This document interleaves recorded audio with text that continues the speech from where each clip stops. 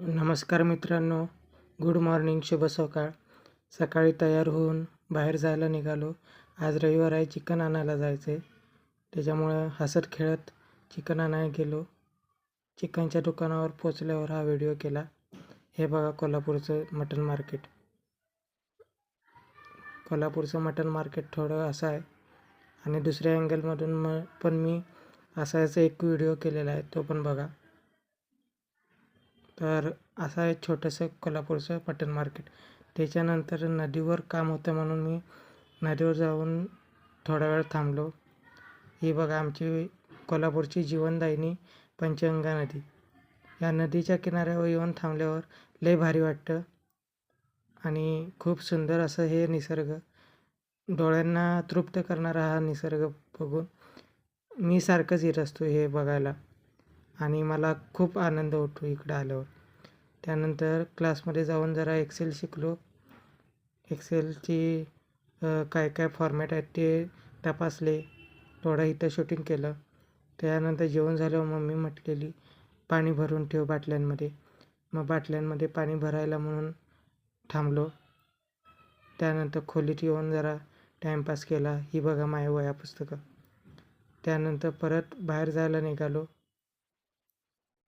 बाहेरच्या खोलीत येऊन बाल्कनीत प्रवेश केला. ही आमची बाल्कनी आहे बघा. या बाल्कनीतून सुंदर असा व्ह्यू दिसतो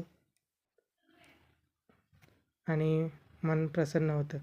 हे सोन्या मारुती चौक आहे. समोर सोन्या मारुतीचं मंदिर आहे आणि हा चौक आमच्या बाल्कनीतून छान असं दिसतं.